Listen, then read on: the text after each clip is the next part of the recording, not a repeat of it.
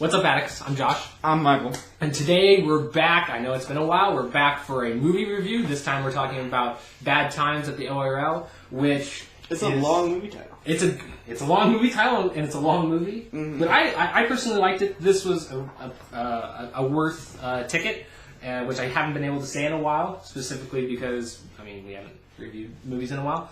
Mm-hmm. So to give you kind of like a gist of what this movie's about is... It's a lot like The Hateful Eight. It takes place in a secluded area, this time it being a hotel/resort that's set on the the boundary line of California. And I know that's the border. That's the word. Border of California and Nevada. And we get to see a small group checked into the hotel that, has to face some bad times and is stuck in the pretty much. Yeah. Which that's actually something I want to highlight later on. But the few characters, we're not going to go over into detail because there is quite a few and we don't want to, spoil anything. But, we have Jeff Bridges. He plays as a priest or a father of the cloth. Yeah. And then we get a young man that is basically the only employee at the hotel. We get a woman that I still don't know what the actress's name is, but she kind of plays this standoffish hippie from the looks of her.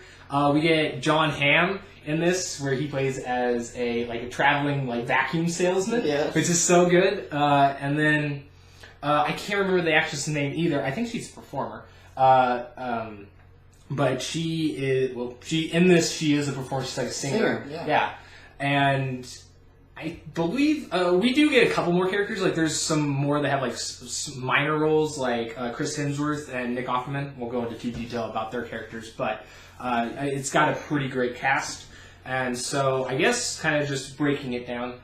Michael, what did you think about this? So I went in totally blind in this movie, and I'm really glad. I think anyone who's watching this now who hasn't seen the movie, if you're going to watch it, go in blind. Yeah.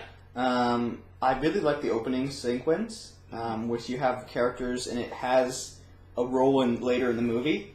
I really liked the way they presented flashback scenes in this one, especially the last flashback. I wasn't really expecting it.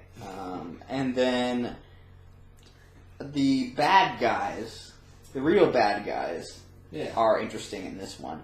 I am somewhat sad with one character, how they ended towards the beginning of the movie, how kind of that scene went. It really, I wouldn't say it didn't make much sense, but for his character, who he was supposed to be, it was kind of weird that it ended that way. Well, I think it's just sad because you like him. Yeah. But, those are some minor problems with the film. But overall, I really did like it. And I didn't think it tried to get too smart, even with all the flashbacks and the parallel scenes. It was still somewhat believable when you, actually watch the whole film. If we went and watched it a second time, I think all those scenes would work together. It's not like a novelty like some other, Yeah. And I completely agree with that, because that's one of the things that I like about it a lot, because, it's been a while since I've gotten to see kind of a slow burn that has, a thriller, suspense, mystery aspect to it, and this one, so, there was a lot of expectation for it to be good, especially with the cast and everything, and I only saw one trailer of it, but this, I thought, the pacing is really good, and I can kind of tell, I don't know if they were going for this or not, but it feels really Tarantino inspired, because the movie isn't broken up into chapters or anything, but it is broken up into segments of characters. Rooms. Actually. Yeah, and rooms as well.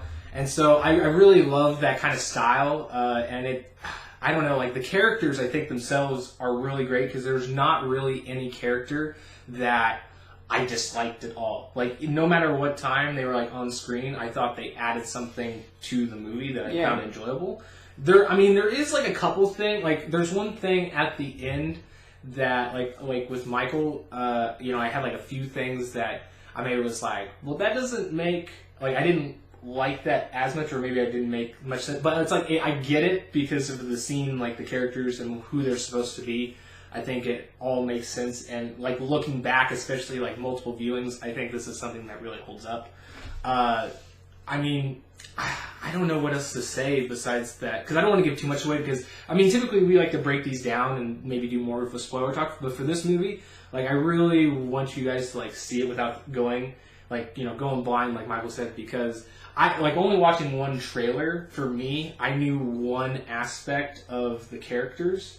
Now, I will say the trailer, at least for the first one that I saw, and I only saw the first one, is it does a really good job not spoiling any of the movie. That's great. That's really good. But yeah, I would suggest, if you want to know nothing about any of the characters and be completely surprised, I think if you like watch it without seeing any of the trailers, you might see something coming, but you maybe not know exactly what it is. Yeah, there's one scene where there's a bottle involved and there's music in that scene.